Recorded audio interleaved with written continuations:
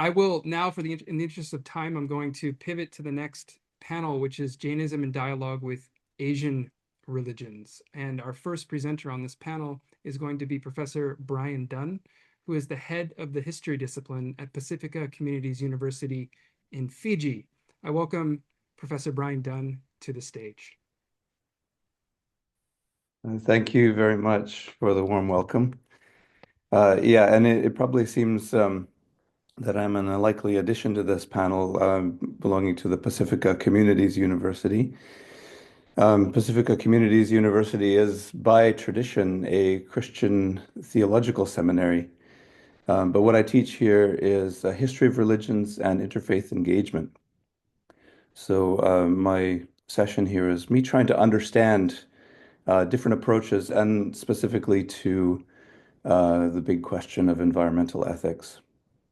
All right, so I'm calling my session Being and Becoming in Environmental Ethics, a Jain and Buddhist complementary approach. Faced with information overload from red heat maps and charts and graphs of retreating glaciers and warming oceans, the default human reaction can be a kind of paralyzing dread. Climate paralysis is real, and you sit there thinking, I'm just one person, but what can I possibly do against global warming and extreme weather events? What I'm proposing in this presentation is that Jainism and Buddhism can offer different but complementary approaches with which to think about environmental ethics and the complex problems that we're facing today. To do that, I'd like to look at two sacred maps of reality, the Buddhist Bhavacakra and the Jain Lokapuruṣa. First, we need to understand the broken compass that got us here. Post-Enlightenment anthropocentrism. When human beings are at the center, we like to tinker and we mess with things until they break. We pull a lever, we extract a resource and optimize systems. Unfortunately for the world, this mostly deistic worldview that treats the universe as a giant clockwork machine went global during the colonial era. And with a few minor adjustments, still informs many of our development narratives today. But modern ecology has moved well beyond the clockwork model. We now know about mycelial networks, of the eco-relationality of forests, how the roots of trees communicate with fungi in the root system. We're starting to describe the interdependence that sacred traditions have known all along. Only we're just now rebranding it with fancy scientific names like mycorrhizal symbiosis. Science has given us a diagnostic dashboard of planetary collapse, but a dashboard is not a steering wheel. Ecology can map a system, but it can't extinguish the human desire that wants to become a multimillionaire and live in ease and excess off the timber of that interconnected forest. And this is where Buddhism comes in. When you have the chance, read one of the Buddhist origin narratives called the Aganya Sutra. It's an absolutely fascinating text, an etiological account of how present realities such as the Varnashrama system came to be. And in Buddhism, of course, there's famously no creator God. The world was, without explanation, in a state of primordial abundance, covered by what is simply described as a savory earth, like a layer of cream on milk. Conscious, luminous, sexless beings, again, no origin explained, begin consuming the substance out of craving, starting with a simple taste. And it tastes as good as it looks, like ghee and honey. So desire emerges. Craving leads to sexual differentiation, private ownership, hoarding, eventually conflict, and all caste divisions, and the spoiling of that primordial abundance. The first two of the Four Noble Truths are extended to planetary scale. Kenneth Kraft describes a causal chain he calls eco-karma. In modern terms, it might be what we would call an eco-footprint. Take a simple, mundane example. You order a cup of coffee through a delivery app, $5 leaves your account, coffee arrives, transaction complete. But trace the eco-karma of that act and it expands outward quickly. You're connected to fossil fuel burned in the delivery vehicle, which connects you to wider geopolitical systems and to this very day to the Straits of Hormuz. You're linked to a plastic lid produced in the high emissions factories that does not biodegrade, but eventually becomes microplastic in the bellies of fish in warming and rising oceans that are encroaching on the last arable land in low-lying atolls in the Pacific, which of course is my context. You're tied to labor conditions of farmers in another hemisphere, to deforestation, to depleted water tables and aquifers. So that single order becomes part of a global system of extraction and suffering. And now imagine if you ordered a sandwich with that. So tracing these chains can become overwhelming. But Buddhism doesn't stop at consequences. It diagnoses and explains why these patterns persist in the first place. Here we turn to the Bhavacakra, the wheel of becoming. I grew up with this image. I grew up in North India, up in the foothills of the Himalayas. And there were Tibetan settlements very close to where I lived. And I would regularly go to the temple and I would see this picture and I was puzzled about it. So here's my attempt at understanding it. Here we turn to the Bhavacakra, the wheel of becoming. In many temples and monasteries throughout the Himalayan region, this image appears at the temple, and you may have seen them. The whole thing is framed by a large figure holding a wheel. That's Yama, the god of death, representing impermanence, who holds the cycle of all samsaric beings within the vice-like grip of his talons. The outer ring then depicts the 12-link chain of paticca samuppada, a visual map of how consciousness becomes trapped by its own impulses, a bit like an algorithm, and how the ingredients that make up one birth end up writing the recipe for future ones. These are what we might call the mechanics of bhava, becoming. The doctrine of dependent origination, paticca samuppada, lies at the very heart of the Buddha's message. And in my view, parallels quite nicely, although it's stated much more positively in Tattvartha Sutra 521, parasparopagraha jivanam. The function of the jiva is to help one another. All of life is bound together by mutual support and interdependence. Both traditions hold that cause, whether good or bad, in one domain affects the other and affects the whole. Indra's net formalized into doctrinal system. The largest central sections of the wheel represent all the different realms and forms of rebirth: hungry ghosts, hell beings, animals, asuras, the demigods, the devas, and of course humans. But at the hub of the wheel is the driving force of the whole system, the engine room, what we might call the dynamo, the samsaric dynamo. At the center in Yama's belly button are three animals all chasing each other: a pig for ignorance, a snake for aversion, and the rooster for greed. And each bites the other in bitter interdependence. These are the three root poisons so vividly described in the Buddha's famous fire sermon. Projected onto polluted oceans or stripped mountains, these same forces appear at industrial scale. That's human craving becoming visible in the landscape. But this raises a question. If Buddhism's diagnosis pathologizes desire as a universal mental sickness, isn't the end result going to produce apathy toward the environment? If one is not supposed to desire because desire leads to further karmic bondage, how can one seek to affect climate policy or structural change? Yes, the answer, as I understand it, is that Buddhism does not reject the intention to reduce suffering. It rejects pathological craving, what's called tanha, the kind that simply cannot be satisfied but leads to further suffering. Skillful intention and skillful means are something else, and that would have to be a paper for another time. Now look at the realm of hungry ghosts within the wheel, those poor, pitiful beings depicted with large stomachs and needle-thin necks. They have insatiable appetites that only intensify as they try to feed it. This is a near-perfect depiction of a psychological profile of addiction, one form of which might be our modern consumer habits. As slaves to the algorithm, grasping is generated and perpetuated by our doom scrolling. Each purchase promises satisfaction, but the thrill of the latest purchase lasts for precisely 10 minutes, and then the scrolling continues. Feeding a hungry ghost does not end its hunger, it only intensifies it. And at that point, a chart of carbon emissions will do absolutely nothing to persuade a hungry ghost to stop consuming. Not all consumption is explained by greed in the classical sense, of course. What I'm offering here is simply an applied ethic in an 18-minute presentation, not a full mapping of the Buddhist teaching. While Buddhism locates the crisis largely in the mind, Jainism insists that it's the physical matter beneath our feet and what's all around us that demands our utmost moral respect. This image, or one like it, will be familiar to many of you. The Jain cosmogram, the cosmic man, or the Lokapuruṣa, who stands with legs apart and arms akimbo.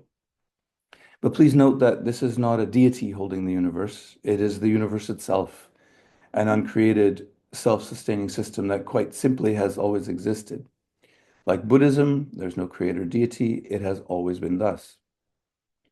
When you get the chance, read about that sacred geography that's contained within this image, so beautifully described in the Tattvartha Sutra by Umaswati. Its scale is difficult to grasp. In Jain cosmology, the cosmic man measures 14 rajus tall. What does that mean? Imagine a celestial being flying at 10 million miles per second for 6 months.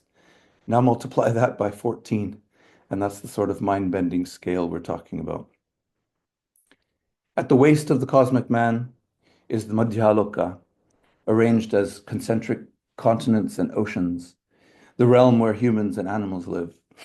And at its center lies Jambudvip, the deliciously named rose apple continent, Mount Meru rising at its core as the cosmic axis mundi. Below the waist is the Adholoka, 7 hellish Narak realms, and there are hell realms in the Buddhist wheel as well, also called Narak, each progressively darker and more agonizing as the jiva descends. Above the waist, filling the chest and neck, is Urdhvaloka, the inverse of the hells, 8 heavenly realms where gods ascend and dwell in states of increasing pleasure. And at the crown, of course, is the Siddhaloka, where beings who have achieved the omniscience of Keval Gyan are completely free from the cycle of rebirth. One can begin to see the parallels here between the two cosmograms. But as with the Bhavacakra, there's far more here than we have time to unpack. It's not so much the shape and structure of the universe that I want to focus on, but the fact that it's absolutely filled with life, with jiva. The great Mahavir, the 24th Tirthankar, radically challenged Vedic assumptions 2.5 millennia ago by redefining what actually counts as being alive. In the Acharanga Sutra, animals and plants are all jiva, but so is a clod of dirt, a drop of water, a flame, even a gust of wind. So you can see all the 4 elements, earth, air, fire, water. Even microscopic organisms in the air are alive. These single-sensed beings, the stavara, immobile souls, though possessing only touch, exert will, experience their environment, feel pain, and are bound by karmic particles just as humans are. All jiva were or could be a piece of dirt, blade of grass, an insect, or a drop of rain. Because of this shared biological continuum, the Jain environmental ethical framework rests on what we might call refraining from ontological violation. What I mean by that is harming the physical environment is to enact violence against existence itself and against countless beings whose souls hold the same potential as your own. Monastics who follow this strictly will not even walk on dewy grass, since the droplets are alive. And of course, they'll sweep their seats before sitting and avoid abrupt hand gestures even to prevent disturbing air-bodied beings.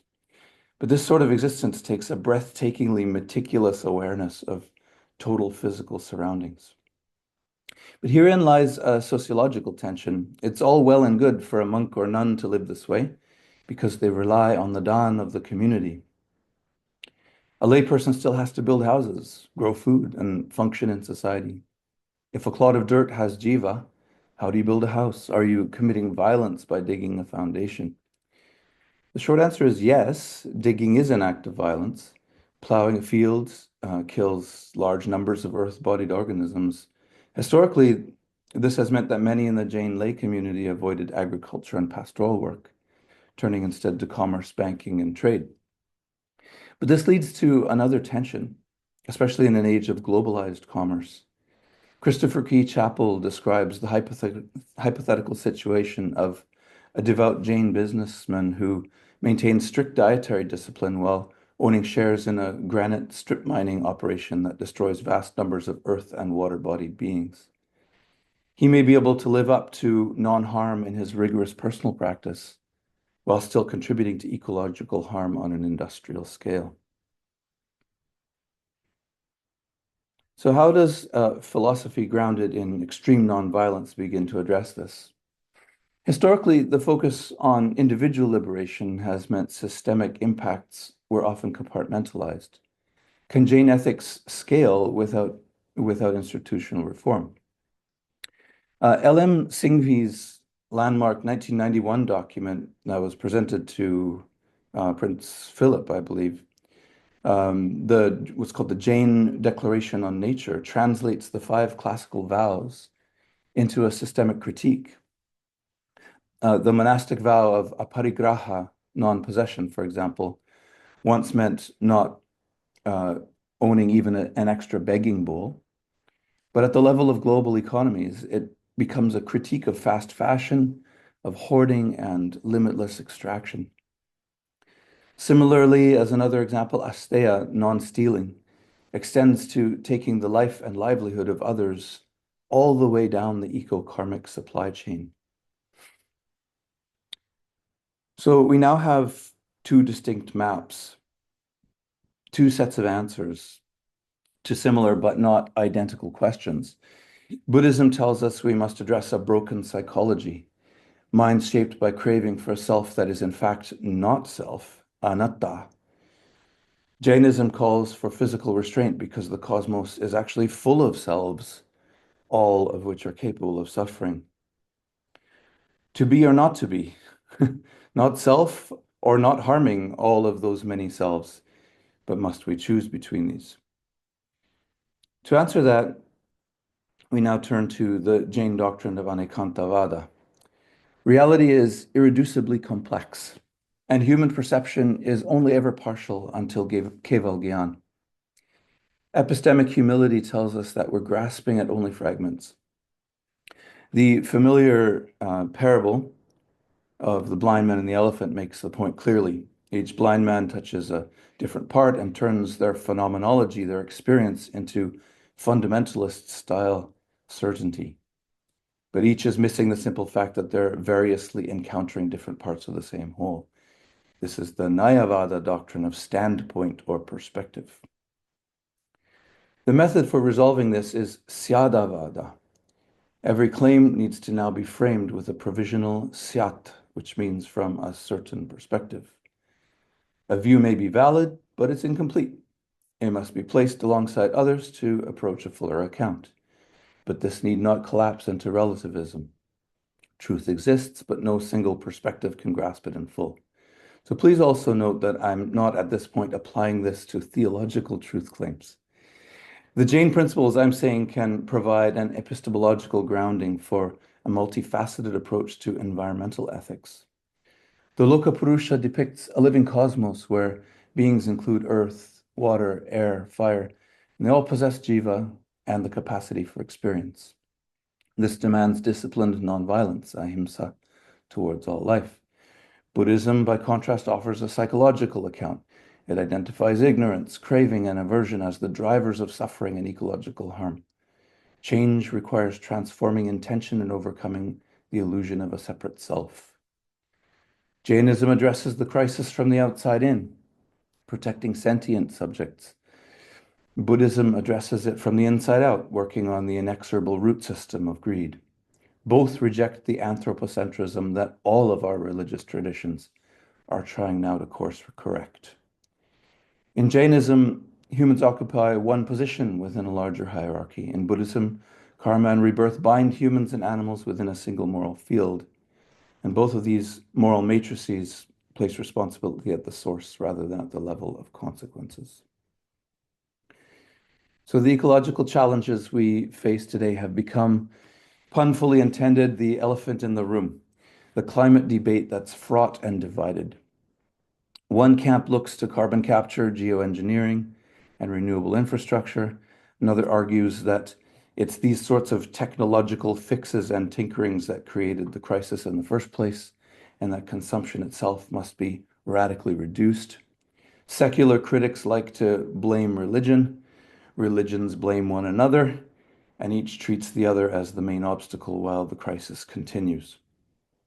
Yet religious communities hold powerful communities-based solutions that, if mobilized, can make for some real change across very large populations. The magnitude and complexity of what we're facing right now will require all of our traditions to learn respectfully to put our heads together. And not only our heads, but our hands, our hearts, and our feet as well. So complex problems require complex solutions. The Jain many-sidedness doctrine offers exactly the tool we need for multi-stakeholder policy. It supports the discipline needed to hold scientific data, indigenous knowledge, religious sacred geographies, and economic realities together. Anekāntavāda suggests that since we are all in different ways encountering the same problem in real time, our partial accounts will have to do. The need of the hour now is to bring them all into relation without requiring agreement on every point. Held together, our various traditions can offer a way to engage the complexity of the climate crisis, moving us from panic and paralysis to productive tension and purpose. For what it's worth, something to consider the next time you tap your screen to order a coffee. Thank you. Thank you so much, Brian. So much to think about, and we'll come back to your presentation following our next presenter. So thank you very much.